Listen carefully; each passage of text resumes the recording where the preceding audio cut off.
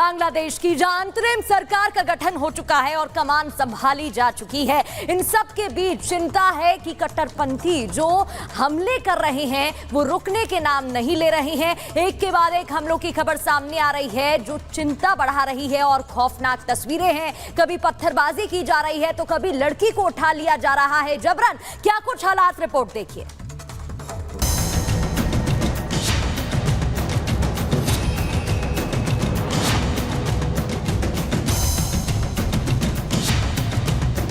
Professor Mohammad Yunus को उनकी जिम्मेदारियां संभालने पर मेरी शुभकामनाएं।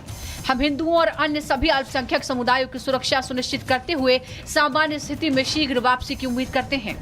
भारत शांति, सुरक्षा और विकास के लिए हमारे दोनों लोगों की साझा आकांक्षाओं को पूरा करने के लिए बांग्लादेश के साथ काम करने के लिए प्रतिबद्ध है। प्रधानमंत्री नरेंद्र मोदी का ये पोस्ट मैसेज भी है, बधाई भी है और चेतावनी भी। बांग्लादेश में सियासी उलटफेर के बाद शेख हसीना देश छोड़ चुकी है। 5 दिन बाद आखिरकार अंतरिम सरकार बनी। मोहम्मद यूनुस को कार्यवाहक मुखिया बनाया गया है। हसीना सरकार में जेल में रहने वाले यूनुस को आंदोलनकारी छात्रों और सेना के समर्थन से अंतरिम सरकार की कमान मिली है, जिसके बाद उन्होंने 16 लोगों के साथ शपथ ली। इधर यूनुस प्रधानमंत्री बने और प्रधानमंत्री मोदी ने बांग्लादेश की नई सरकार को बधाई दी। साथ ही हिंदुओं पर हो रहे हमलों को रोकने का जिक्र भी किया। प्रोफेसर मोहम्मद यूनुस को उनकी नई जिम्मेदारियां संभालने पर मेरी शुभकामनाएं। हम हिंदुओं और अन्य सभी अल्पसंख्यक समुदायों की सुरक्षा सुनिश्चित करते हुए सामान्य स्थिति में शीघ्र वापसी की उम्मीद करते हैं। भारत शांति, सुरक्षा और विकास के लिए हमारे दोनों लोगों की साझा आकांक्षाओं को पूरा करने के लिए बांग्लादेश के साथ काम करने के लिए प्रतिबद्ध है। मोदी कोई भी बात बिना मतलब नहीं करते। उनके इस पोस्ट में भी वही झलक रहा था कि वो हिंदुओं पर हो रहे हमलों को लेकर कितने संजीदा हैं। जो हिंदुओं के साथ हो रहा है वो बर्दाश्त नहीं है और शायद इसीलिए नई सरकार के गठन के बाद सबसे बड़ी चुनौती यूनुस मोहम्मद के सामने हिंसा को रोकना है, जिसका जिक्र उन्होंने अपने शपथ भाषण में किया।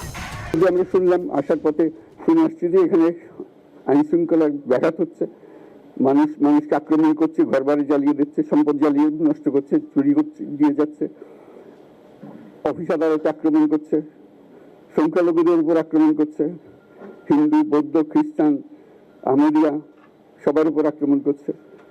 এগুলো হলো ষড়যন্ত্রের অংশ। এগুলো আমাদের বিষয় না। আমাদের কাজ হলো এটাকে রক্ষা করা। ये मोदी सरकार की कूटनीति का ही असर है कि रूस यूक्रेन युद्ध में फंसे हजारों भारतीय छात्रों की देश वापसी हो, या फिर कतर में सजा पाने वाले 8 भारतीयों की रिहाई, या फिर तालिबानी कब्जे के दौरान भारतीयों की वापसी हो। हर जगह मोदी है तो मुमकिन वाली बात सच साबित हुई और अब बांग्लादेश में हिंदुओं की सुरक्षा और वापसी को लेकर मोदी सरकार एक्शन मोड में है, जिसका असर भी दिख रहा है। लगातार हिंदुओं की बांग्लादेश से वापसी कराई जा रही है। Bureau report, Republic Bharat.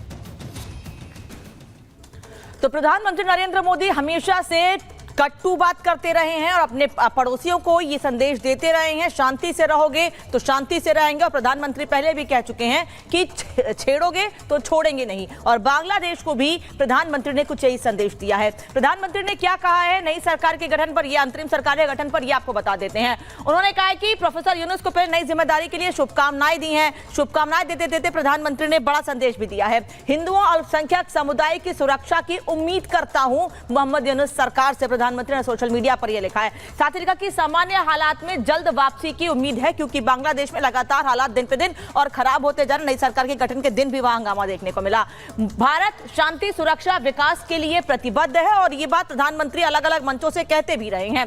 Bangladesh के साथ काम करने के लिए प्रतिबद्ध है, क्योंकि बांग्लादेश से भारत के रिश्ते हमेशा से अच्छे रहे हैं और ऐसे में आगे भी अंतरिम सरकार, नई सरकार के गठन के साथ ही रिश्ते और प्रगाढ़ हो और मजबूत हो, इसको लेकर प्रधानमंत्री की ओर से एक संदेश दिया गया है। लेकिन बांग्लादेश की भी जिम्मेदारी इस पर बनती है।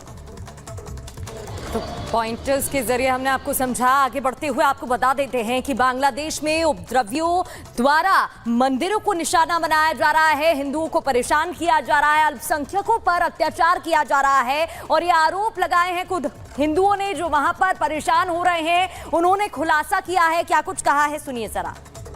I am from Bangladesh. I am Hindu.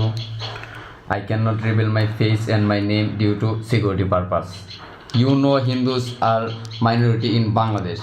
Yes, yesterday Muslim people attacked on Hindus temple and their houses. In Bangladesh, they attack so many cities which city are known as a Hindu majority like Sylhet, Borishal, Feni, Chattogram, Rajshahi. They betrayed so many Hindus temple and burned Hindus houses with Allah Akbar slogan.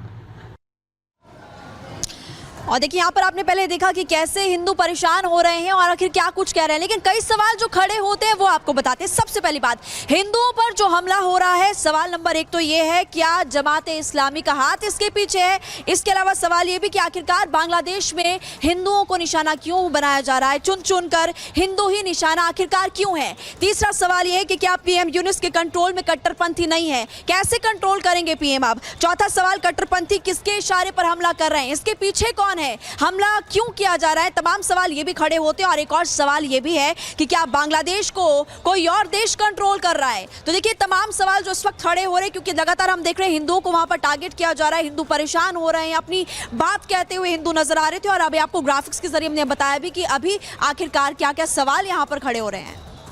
और ये सवाल इसलिए उठ रहे हैं क्योंकि लगातार ये कहा जा रहा है कि बांग्लादेश में जो हालात बने हैं उसके पीछे पाकिस्तान और पाकिस्तान की खुफिया एजेंसी आईएसआई का हाथ है। भारी उथल-पुथल और हिंसा को लेकर पाकिस्तान ने प्रतिक्रिया भी दी है। जो हालात बांग्लादेश में इस वक्त बने हुए हैं उस पर शहबाज शरीफ कह रहे हैं, अमन चैन की बात कर रहे हैं। लेकिन बांग्लादेश में हुए सत्ता परिवर्तन से पाकिस्तान खुश है क्योंकि संकेत यही मिल रहे हैं कि इसमें पाकिस्तान का बड़ा हाथ है। रिपोर्ट देखिए। तमाम जो अपोजिशन है ना, वो उनको बिल्कुल ही सामने आने दे रहे थे, ना उनके कोई जल से जुलूस। उसने भी रिग करके इलेक्शन जीता था।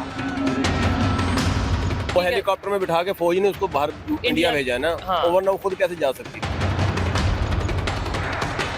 बांग्लादेश में लोकतंत्र की जड़ें उखड़ गई तो पाकिस्तानी खुश है।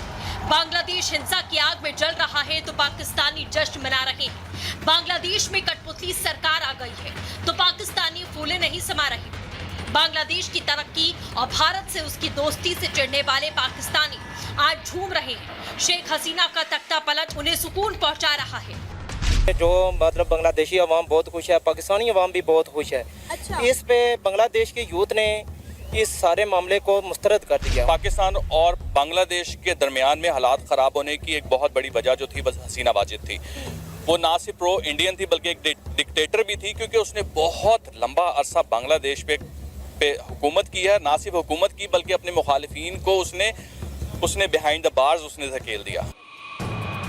पाकिस्तानियों की खुशी तो आपने देख ली, लेकिन अब पाकिस्तानियों के आका यानी उनके वजीर आजम शहबाज शरीफ की भविष्यवाणी भी सुनिए। बांग्लादेश की बर्बादी की दुआएं करने वाले शहबाज शरीफ आज वहां हालात सामान्य होने की बात कर रहे हैं। शहबाज शरीफ ने कहा है कि उनकी सरकार और पाकिस्तान के आवाम बांग्लादेश के साथ खड़ी है। बांग्लादेश के हालात जल्द सामान्य होंगे। वहां के हालात पर पाकिस्तान की सरकार पैनी नजर बनाए हुए है। वैसे ये वही पाकिस्तान है जो कल तक बांग्लादेश से खार खाता था, पानी पी पी कर उसे कोसता था, उनकी तरक्की से जलता था। आतंक को पनाह देने वाला पाकिस्तान और दहशतगर्दों की वजह से दुनिया में बदनाम पाकिस्तान सरकार बांग्लादेश के हालात सुधरने की भविष्यवाणी क्यों कर रही है? दरअसल पाकिस्तान मौके पर चौका जमाना चाहता है। बांग्लादेश की अंतरिम सरकार से दोस्ती की पींगे बढ़ाना। पाकिस्तान बांग्लादेश को भारत के खिलाफ इस्तेमाल करना चाहता है। पाकिस्तान की सरकार और सेना बांग्लादेश को अपने पालतू आतंकियों का अड्डा बनाना चाहती है। मुंह में राम और बगल में छुरी वाली कहावत आपने सुनी होगी। पाकिस्तान भी उसी रास्ते पर चल रहा है। मन ही मन वो बांग्लादेश को पूरी तरह तबाह होते हुए देखना चाहता है, तो वहीं दिखावे के लिए वहां अमन चैन की दुआ मांग रहा है। लेकिन पाकिस्तान शायद ये भूल रहा है कि अफगानिस्तान में उसके साथ क्या हुआ, कैसे उसी तालिबान ने उसकी घिग्गी बना दी जिसके जरिए वो वहां अपनी पैठ बनाना चाहता था। Bureau report, Republic Bharat. तो इधर बांग्लादेश में आरक्षण पर शुरू हुई अब हिंसा और ज्यादा बढ़ चुकी है और कट्टरपंथियों द्वारा लगातार हमले किए जा रहे हैं। लोगों को, अल्पसंख्यकों को परेशान किया जा रहा है। ये आग इतनी ज्यादा भड़क उठी है, अत्याचार तक पहुंच गई है ये आग। कट्टरपंथियों ने जेसोर में एक घर पर नया हमला किया है और घर में रखे कीमती सामान लूट भी लिए।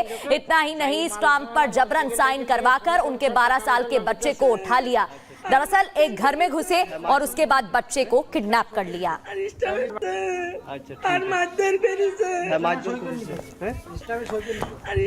বাড়ি গিয়ে আছে যা ঘরের মধ্যে লোকজন গেছে যাই মাল সামানা মোটরসাইকেল টাইকেল দিয়ে ফোন টোন সব টাকা পয়সা লগত যাচ্ছে। আচ্ছা আর মারধর করেছে হ্যাঁ ইসলামী সকিল আর ইসলামী বাড়ি গিয়ে আছে যা ঘরের মধ্যে লোকজন গেছে যাই মাল সামানা মোটরসাইকেল টাইকেল দিয়ে ফোন টোন সব টাকা পয়সা লগত যাচ্ছে। আচ্ছা আর মারধর করেছে হ্যাঁ ইসলামী সকিল আর ইসলামী বাড়ি গিয়ে আছে যা ঘরের মধ্যে লোকজন গেছে যাই মাল সামানা মোটরসাইকেল টাইকেল দিয়ে ফোন টোন সব টাকা পয়সা লগত যাচ্ছে। আচ্ছা আর মারধর করেছে